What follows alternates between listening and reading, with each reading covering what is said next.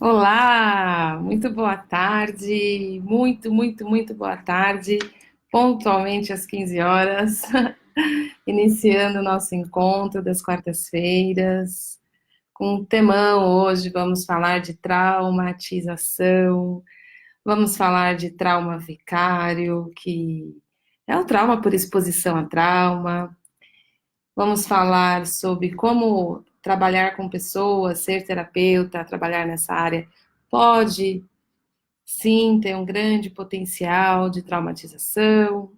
Vamos falar da fisiologia.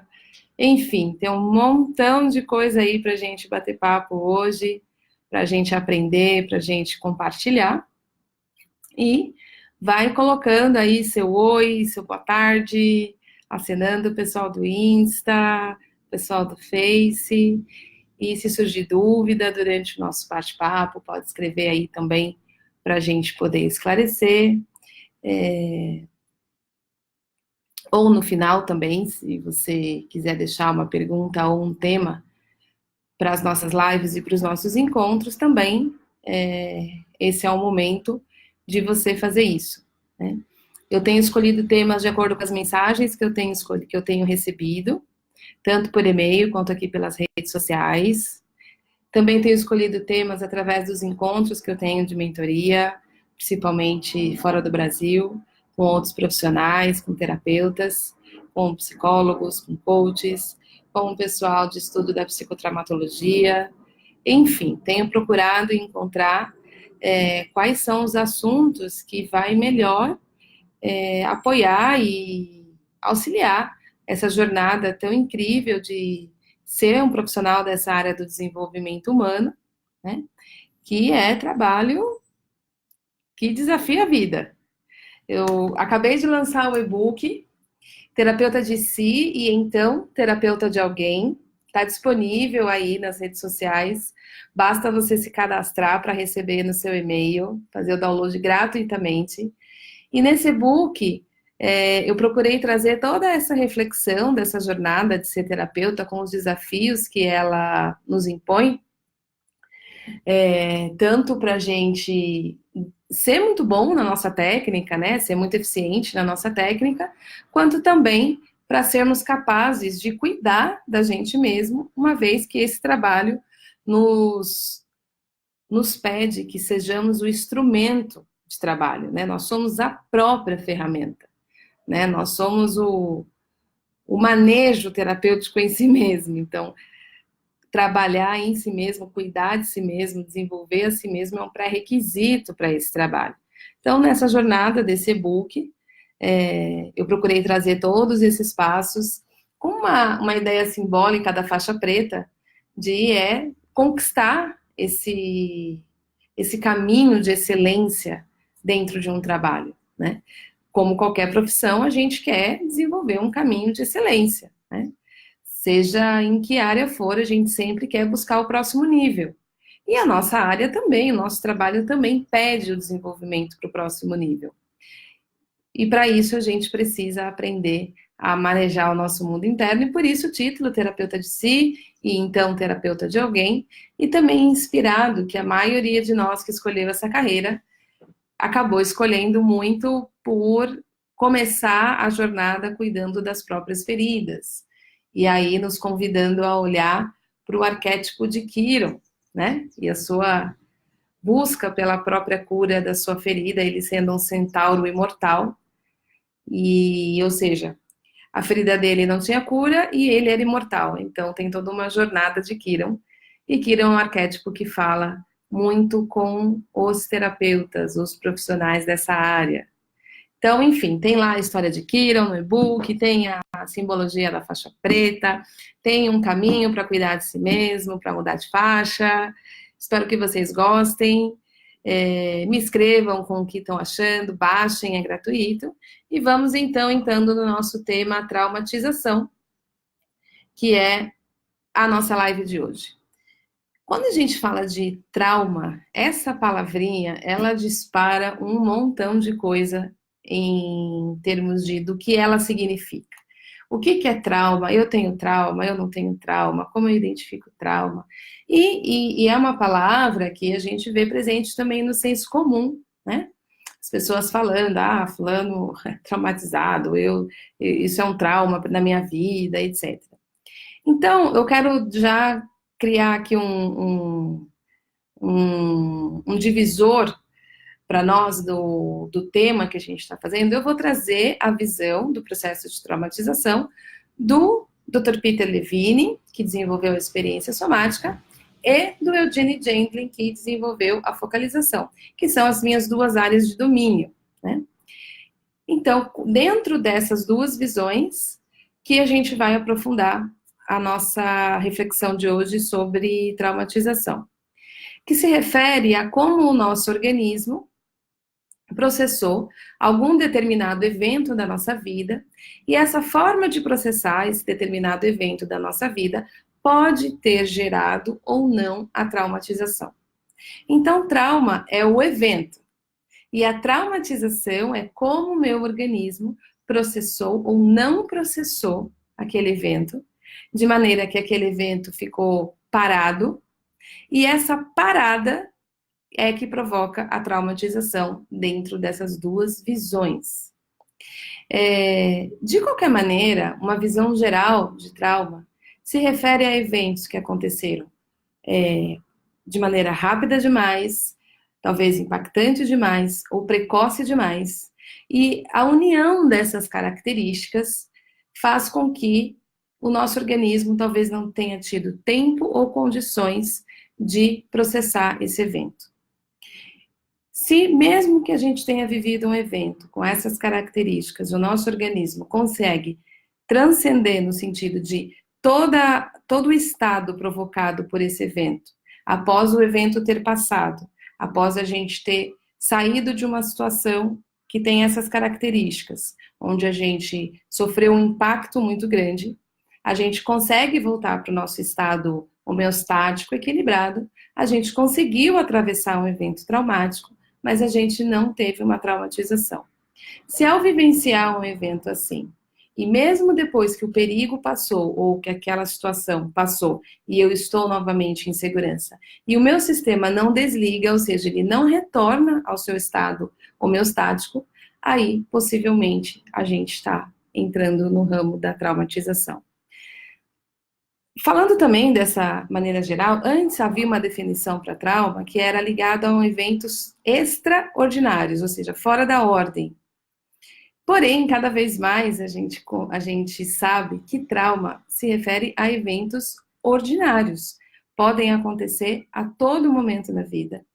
São eventos que podem não ser vistos como eventos traumáticos, mas se ele tira o nosso organismo desse equilíbrio, de entrar em contato com algo que mobiliza esse organismo para ou lutar, ou se defender, ou fugir, e esse equilíbrio vai e não volta, a gente está falando de uma traumatização, e ela não está ligada a um evento que é extraordinário.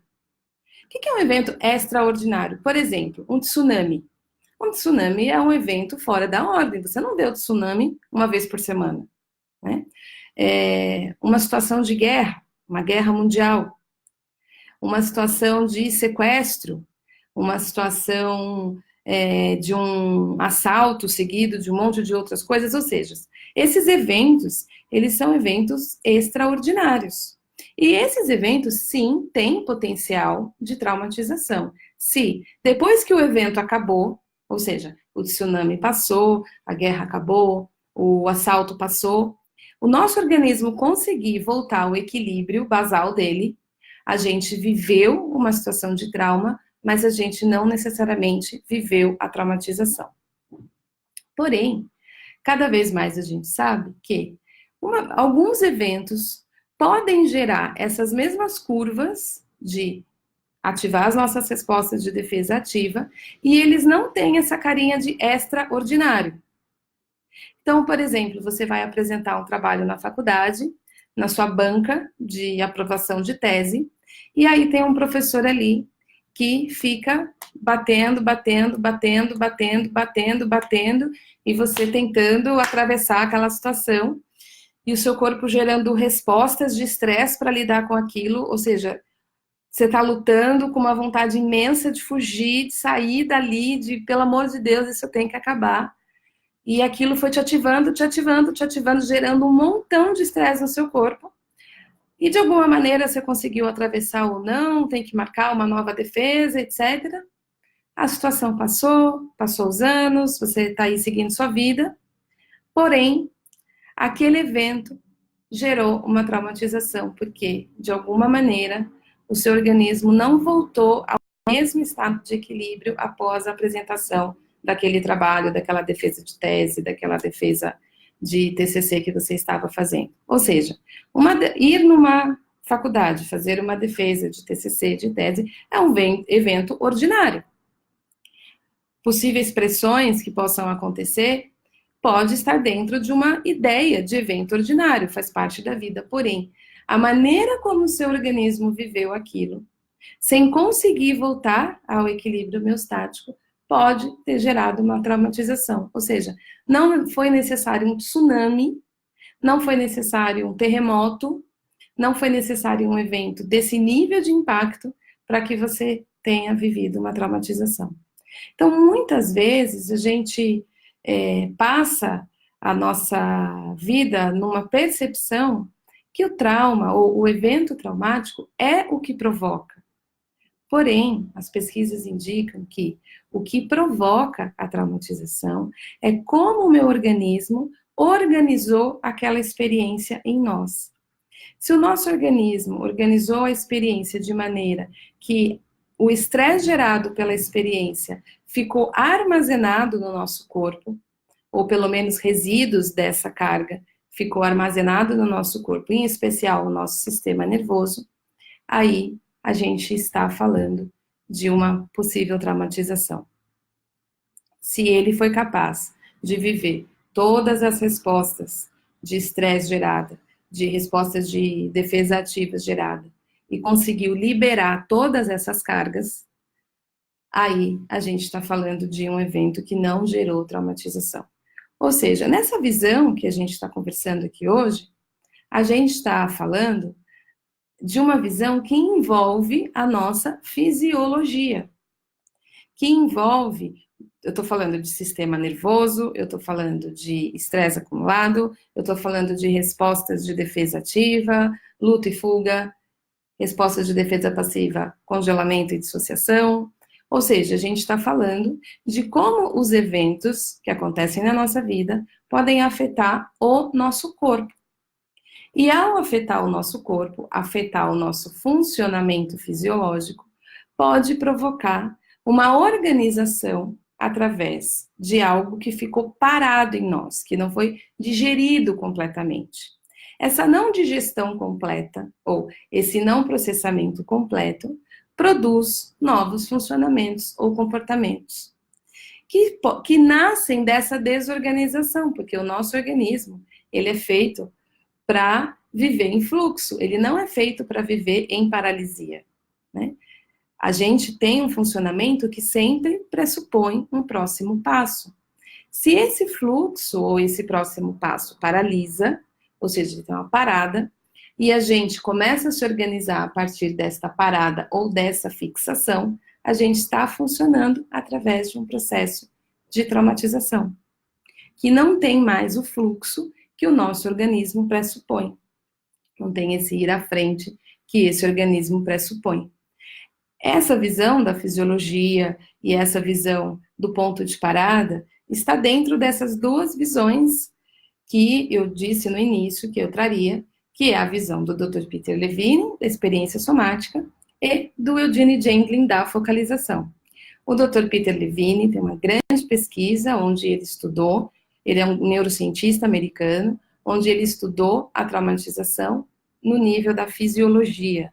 Inicialmente, quando eles começaram a receber os veteranos de guerra retornando, e ele compreendeu, através da etiologia animal, o que acontecia no sistema nervoso devido às cargas de estresse gerada por eventos bastante desafiadores, como, por exemplo, os soldados que estavam voltando da guerra, certo?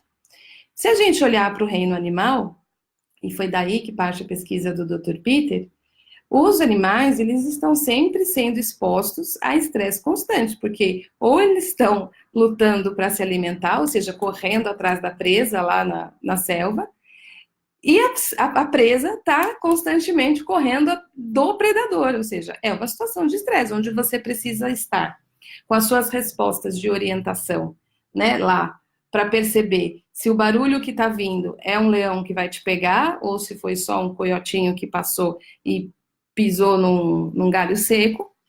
Se você se orienta, ou seja, você tem todo um sistema que te orienta, se aquilo que você percebeu como sinal na sua resposta, no seu senso de exploração, é realmente um perigo, se você vai precisar fugir ou se você vai precisar lutar, e aí você vai precisar usar essas respostas de defesa ativa, e se isso continuar, talvez você até chegue num estado de congelamento, dissociação, você bichinho, né? E quando o perigo passa, esses bichinhos, eles tremem todo e liberam toda aquela carga, e eles fazem isso todo dia. E o Dr. Peter percebeu que não havia traumatização no processo desde toda essa vivência dos animais selvagens. Porém, havia processo de traumatização dos animais de cativeiro. Então, ele começou a perceber essas curvas de respostas de saída de eventos de perigo, de expor a sua vida ao risco.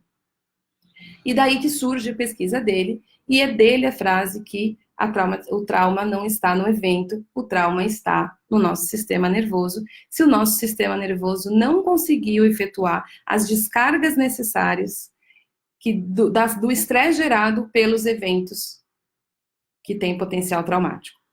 Muito bem, quando o Dr. Peter, então, traz essa pesquisa, e daí surge também a técnica da experiência somática, o que a gente começou a compreender e a aprender? Que a nossa fisiologia, que o nosso corpo, ele tem respostas, ele tem todo um caminho para conseguir lidar com os desafios da vida, com os eventos difíceis da vida. O trauma faz parte da vida, processar trauma também. Porém, para eu sair desse lugar onde tem um evento de potencial traumático para o lugar onde eu consegui atravessar e eu volto para essa potência do meu organismo, eu preciso ter as condições necessárias para que o nosso organismo consiga fazer essa travessia, para que ele consiga transcender aquele evento difícil, para que ele consiga fazer esse caminho completo. E isso envolve a gente, quando sai da situação de perigo, que ativou essas respostas, e vai para a situação onde não há mais perigo, como o bichinho que conseguiu escapar do leão, e aí ele volta, ufa, escapei, e aí ele começa a se tremer todinho para liberar a carga gerada, porque ele correu pra caramba, ou lutou, enfim, ele fez lá o necessário para salvar a própria vida. Ele está informando para o organismo dele, o perigo passou. Quando o organismo do bichinho sente que o perigo passou, seja a amígdala dele, lá todo o sistema reptiliano dele consegue mapear o ambiente e falar, o perigo passou, ele começa essa descida da ladeira, que é, deixa eu liberar tudo isso aqui que eu subi para eu voltar para o meu estado de equilíbrio. Porém, quando o bichinho não faz isso, quando ele não tem o ambiente para fazer isso, ele não consegue fazer isso, aquela carga vai ser alojada em algum lugar do nosso organismo. E a gente vai viver com a sensação de que o perigo não passou. E viver com a sensação de que o perigo não passou vai gerar um montão de respostas aí em relação à vida. Em relação a gente se ter um funcionamento mais estressado ou com mais ativação de raiva, porque talvez a situação de trauma tenha sido uma situação de luta interrompida ou que a luta não foi possível e a resposta para a luta vem pela mobilização da raiva. Ou talvez uma cronificação de insegurança, de pânico, de ansiedade, porque aquele medo não passou e é como se eu ainda estivesse vivenciando a situação de perigo, ou seja, ficou fixado, ficou paralisado. Aí a gente está falando da visão do Dr. Eudine. O Dr. Eudine fala né, a doutora Eudine, que criou a focalização, que o trauma é quando o próximo passo não foi possível, ou seja, a descarga não foi possível, se a gente olhar para a visão do Dr. Peter, e aquilo paralisou. Eu continuo com a sensação de estar no perigo. Então eu posso estar hoje na vida numa situação que não há perigo, em que eu estou ok, mas dentro de mim, essa vivência me informa, ou informa para o meu sistema nervoso que eu estou em perigo. E eu fico fixado nesse funcionamento. Essa fixação, essa paralisação, esse não processamento é o que a gente pode chamar de traumatização. E aí ele vai se apresentar em comportamentos, ele vai se apresentar em crenças, ele vai se apresentar em emoção, ele vai se apresentar na nossa maneira de se relacionar, ele vai se apresentar nos nossos vínculos ou nos nossos não vínculos, ele vai se apresentar num montão de organização, porque essa desorganização, ela acontece nessa base aqui de sistema nervoso reptiliano instintivo, que é a base aqui do nosso cérebro. Logo acima vai vir o límbico, que é o emocional, e por último aqui em cima, o córtex, ou o racional, né, o cognitivo. Se está desorganizado embaixo, vai desorganizar em cima. Então, a desorganização está aqui. Por isso que muitas vezes a gente, como terapeutas, a gente nota que a gente pode até ter uma boa elaboração de narrativa, ou de organização mental de algo, mas aquilo não está processado. Por quê? Porque a desorganização está nessa área, está nessa fisiologia, está no nosso corpo. Então, a gente precisa aprender a estabelecer a integração, a conversa mente-corpo. Corpo, coração e mente.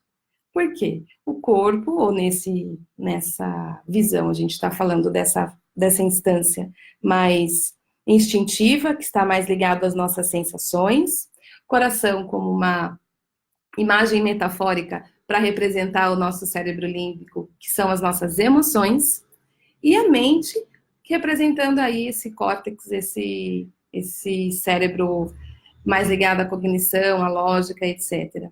Mas numa integridade, numa integração, funcionando juntos, promovendo uma conversa com todas as instâncias que os eventos nos afetam, em especial eventos com potencial traumático. E aí, nós terapeutas, além da gente viver a vida com os nossos desafios, porque nós somos humanos, nós temos as nossas questões, os nossos traumas, os nossos processos de traumatização, como se não bastasse, a gente ainda escolhe se sentar num consultório e ouvir história de trauma o dia inteiro. A gente é muito doido. E fazendo isso, a gente às vezes não se dá conta do tamanho do nosso desafio. Porque eu estou me expondo a viver na história do cliente todas essas respostas. E eu estou me expondo a possíveis traumas vicários. Que raio que é trauma vicário? Inclusive, eu publiquei, faz mais ou menos 2 semanas, um artigo super interessante dos Estados Unidos, da Stephanie Burns, que o nome do artigo é O que acontece com os terapeutas que passam os dias ouvindo relatos de traumas. Procura aí depois no Facebook, quem tiver interesse de ler, tá bem legal esse artigo, que aí ele traz esse conceito do trauma vicário, que é o trauma que acontece por exposição, ou seja, você não está vivenciando em primeira pessoa, mas você está vivendo no lugar. Se você pegar a definição de vicário, é o que substitui outra pessoa ou coisa. Tem até um termo que chama sacrifício vicário, que se refere ao sacrifício exploratório, como, por exemplo, o que é conhecido, né, de Jesus ter morrido na cruz, no lugar das pessoas, do ser humano, etc. Tem essa expressão também da teologia, que chama sacrifício vicário. Ou seja, o trauma vicário é esse trauma indireto, que o meu sistema nervoso se sente vivenciando aquela experiência. E ele pode fazer o caminho e não se completar. E aí você faz isso uma vez, você faz isso 2 vezes, você faz isso 3 vezes, sem perceber. Porque, muito provavelmente, já tem aí um padrão de traumatização. E aí, você pode estar ao se expor no seu trabalho, a ouvir as histórias. E quem trabalha com as histórias sabe o que a gente ouve. A quantidade de histórias, olha, já ouvi cada uma, assim, do coração doer. Quando a gente se expõe a um trabalho como esse, nós precisamos, como profissionais dessa área, ter muito, muito, muito cuidado com a gente. A gente precisa cuidar da gente, a gente precisa do autoconhecimento, que é o que eu falei, que é o que eu falei no início também, que nós profissionais dessa área somos a própria ferramenta de trabalho, porque se você está ouvindo e aquilo está te afetando, está afetando o seu próprio corpo, o teu próprio sistema nervoso, as suas próprias curvas de estresse acumulado. Se você não descansa o suficiente, se você não dorme o suficiente, se você não come bem, se você não faz os seus trabalhos internos, então você também está ficando mais vulnerável no sentido de exposto a uma possível traumatização indireta devido ao nosso corpo ser assim. A gente tem essa empatia profunda e às vezes a gente não sabe estar com o outro e se manter em si mesmo, ou estar em si mesmo e estar com o outro, de maneira a permitir que o nosso organismo seja capaz de processar as experiências vividas. Então a gente ainda tem esse temão aí do trauma vicário para olhar como profissionais dessa área. É muito comum acontecer, na minha experiência e estudo, existem alguns teóricos que falam sobre isso, no estudo sobre trauma, que você tem o trauma de primeira pessoa, que é esse o exemplo que eu dei. A pessoa viveu uma situação que gerou toda uma resposta de defesa daquela situação, porque ela estava em perigo. Eu dei o exemplo da apresentação da tese, e se a gente olhar para o reino animal, do bichinho correndo do leão. Ou seja, o nosso organismo precisou gerar energia para conseguir lidar com aquilo, gerar uma resposta para lidar com aquele desafio que te colocou em perigo. Um perigo emocional, um perigo físico, um perigo de vida, como um assalto, um sequestro ou qualquer outra coisa. Então, o teu organismo precisou gerar essas respostas, ele precisou criar caminhos para lidar com aquele evento que é desafiante para você, e essas respostas estão a cargo de proteger a nossa vida. Então, a gente pode viver isso em primeira pessoa. Porém, a gente também pode viver isso assistindo a outra pessoa. Ou seja, quando a gente testemunha um evento difícil, que pode ser real, ou seja, você viu o seu irmão apanhando, você viu o seu irmão sendo agredido e você não pode fazer nada. Isso também é uma situação onde o seu organismo está gerando um montão de resposta, que pode ser respostas dissociativas, respostas de congelamento, para você ser capaz de lidar com aquilo. Então, quando o nosso organismo ele usa as defesas de respostas passivas, deixa eu fazer então aqui uma distinção. Resposta ativa. Aconteceu um evento que me desafia. Qual é a resposta ativa? Ou eu vou lutar. Não. Qual a primeira resposta? Primeira resposta, eu vou olhar para o lado para ver se eu tenho ajuda. Que isso é engajamento social. E aí a gente entraria num outro temão, que é aí os nossos padrões de vínculo e de apego. Mas não vamos entrar nesse agora. Opa, eu vou gritar pedindo ajuda. Minha primeira resposta. Gritei, de repente não tem ninguém. Aí a resposta ativa é: ou eu vou lutar, ou eu vou fugir. Numa situação social hoje em dia, o que seria a luta? Eu posso ter a luta aqui, né, no embate de boca, ou eu posso ter a esquiva, que eu tô lá, mas eu não tô. Ou eu vou, depois a gente se fala, escapei. Então eu vou ter a luta ou a fuga atuando. Luta e fuga não resolveram. O evento continua ruim, a coisa tá subindo. Qual é a próxima saída?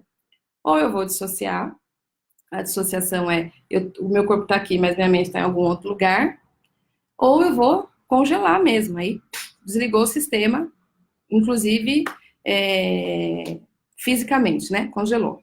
Ok. Então, essa é a curva que pode acontecer. Esses caminhos de saída aí do nosso organismo é para lidar com o que é insuportável. Então, eu tentei de um jeito, não consegui, tentei de outro, não consegui, o evento tá ali, o nosso organismo, ele tem caminhos de saída para a gente lidar com o que a gente não consegue sentir, que o sentir tá tão insuportável que é melhor que eu não sinta. Então o corpo vai lá e desliga. Quando a gente chega num nível de congelamento tamanho, que é o fingir de morto da natureza, o bichinho cai durinho lá, aí o leão conseguiu pegar o coiote, chegou lá e começou a cheirar ele para comer. E o bichinho tá lá congeladinho, mortinho. O que o leão faz? Se o leão chegar à conclusão que ele está morto, ele não vai comer, porque eles não comem carne que eles consideram morta, porque é perigoso, pode ter apodrecido. O sistema deles sabem disso. Aí ele desiste e vai embora, ou seja, é a última tentativa de salvar a vida do bichinho lá congelado. Olha como a vida é linda. E mais do que isso, todo o sangue sai das periferias para manter só as vísceras do coração batendo, que é onde a vida está concentrada. E se acontecer a mordida, o bichinho não vai sentir. Então vai ser uma morte sem dor. É daí que vem a expressão, né? Fingir de morto. É a última cartada para salvar a vida. Todos nós podemos passar por isso. Chegar ao ponto de congelar, e a gente ouve muito isso em relato de trauma, quando conta a história, de repente de acidente, por exemplo, muito grave, a pessoa fala, eu só fui sentir a dor depois que eu estava no hospital. Ou seja, já tinha acontecido aí o congelamento, a dissociação do próprio corpo. Saídas maravilhosas e perfeitas para a gente poder lidar com o insuportável. A dor seria tamanha que o corpo encontra a saída. Porém, a gente precisa retornar. Se a gente não retorna, a gente começa a sentir menos. E não é só sentir menos dor, sentir menos amor, sentir menos prazer, sentir menos um montão de coisa, e aí a gente vai ter um montão de outros comportamentos adaptativos e aprendizagens de vida. Então, essas respostas de saída que a gente pode chegar, de dissociação, de liberação, tudo isso acontece com esse intuito de atravessar esses eventos desafiantes. E a gente pode viver isso em primeira pessoa, ou seja, eu fui que sofri um acidente, fui eu que fui apresentar a tese, fui eu que fui assaltada. Porém, a gente também pode ter experiências que a gente não estava em primeira pessoa, como exemplo que eu dei. Eu vi meu irmão apanhando. Não sou eu que estou lá apanhando, mas a sensação que eu tenho é como se estivesse. E a minha vivência interna me faz ter as mesmas curvas que podem provocar um congelamento, uma dissociação, uma traumatização, mesmo que eu não tenha vivido a experiência em primeira pessoa. E para alguns teóricos, e eu compartilho dessa opinião, esse tipo de trauma, ele pode ser ainda mais danoso para o sistema, porque se eu não estou em primeira pessoa, eu não estou utilizando aí as respostas de defesa ativa, e o nível de paralisia, o nível de não processamento pode ser mais alto. Então, testemunhar pode ter esse potencial do nosso organismo ir acumulando, até acontecer a traumatização. E, então, eu gostaria de deixar essa mensagem para você que é profissional dessa área, para você que atua exposto a trauma, para você que tem uma grande empatia aí no coração e sente em você o que é do outro. Isso é uma grande habilidade. Isso é o nosso grande tesouro. Esse é um dos motivos que fez a gente escolher essa área, que a gente é meio maluco de escolher essa área, mas a gente escolheu essa área porque a gente tem essa qualidade empática, porque a gente tem esse super coração, a gente tem esse amor pelo ser humano, então começa a amar esse ser humano que você é também. O terapeuta precisa cuidar de si. Você é a pessoa que precisa primeiro de cuidado, que precisa olhar para as suas vivências, para os seus traumas, para os seus padrões, e o seu trabalho vai ficar cada vez melhor quando você fizer isso, porque o seu instrumento vai estar mais afinado, né? A sua qualidade instrumental vai estar mais pronta para esse trabalho. E a gente precisa definitivamente se dar conta disso. Então, acho que foi um grande tema hoje, eu amo esse tema, eu dedico a minha vida a estudar essa área. Agradeço vocês que estiveram aqui. Francis, obrigada, Francis, adorando. Obrigada, Francis, em ensinar no curso sobre trauma para nós. No e-book tem um pouquinho disso, no programa de formação de focalização tem um módulo que fala só de psicotraumatologia, né, uma visão do trauma. Trago a visão do trauma, do trabalho que a gente faz na focalização, que é estabelecer essa conversa, né? A focalização foi a técnica que eu me apaixonei, depois que eu mergulhei em especial nessa temática de trauma, porque a focalização, ela ensina essa conversa corpo e mente para a gente aprender a conversar com essas instâncias em nós, no nosso corpo, e promover essa integração que nós seres humanos temos, porque, de novo, trauma faz parte da vida, transcender também. E nós, terapeutas, precisamos estabelecer essa conversa com a gente mesmo, para então a gente estabelecer essa conversa de maneira ainda mais precisa com os nossos clientes. Então, agradeço a atenção de vocês. Segunda-feira tem um aulão muito bacana, sai às 8 da noite. Eu acho que na semana que vem, isso mesmo. Segunda-feira o aulão é o divórcio corpo e mente. Como é que aconteceu esse divórcio aí? Que de repente a gente parou de conversar com o nosso corpo. E na quarta-feira que vem, na nossa live aqui, a gente vai falar de crescimento pós-traumático. Hoje a gente falou do balacobaco da traumatização. Na quarta que vem a gente vai falar, ok, e o que acontece quando a gente transcende? O que é o crescimento pós-traumático? Então, eu espero vocês aqui na quarta que vem, quem quiser aprofundar e conhecer essa beleza do crescimento pós-traumático, além de assistir na segunda-feira às 8 horas, esse aulão especial sobre o divórcio mente-corpo. Lembrando sempre, lá no YouTube você encontra aulas completas, tanto das lives quanto dessas aulas que eu gravo e disponibilizo de segunda-feira, dentro de toda essa temática. É só acessar lá e assistir gratuitamente, além desses pequenos vídeos, que são os recortes dessas aulas, que têm a intenção de convidar você para esses conteúdos mais completos, combinado? Então acompanha, assiste, compartilha, marca aquele teu amigo, tem muita novidade chegando aí para as próximas semanas, uma minissérie incrível que vai vir aí nas próximas semanas, e a minha ideia é cada vez mais trazer para você, profissional dessa área, suporte, apoio, compartilhar, porque eu sei que não é fácil se sentar 6, 7, 8, 9 horas no seu consultório e ouvir as histórias humanas que a gente ouve. E se a gente escolheu isso é porque a gente tem um coração com um tesouro para compartilhar com o mundo. Então a gente não pode perder esse tesouro, do mesmo jeito que um grande cantor não pode perder a voz porque não está sabendo usar suas cordas vocais com carinho, né? A voz do cantor tem que continuar no mundo e o nosso coração também. Então vamos cuidar dessa empatia, dessa qualidade de sentir o outro, para que a gente possa seguir com a nossa voz. Combinado? Então até segunda no nosso aulão, até quarta-feira na nossa live. Não deixa de escrever aqui os seus comentários, me mandar mensagem, para eu continuar trazendo esses temas para vocês. Grande beijo, até semana que vem.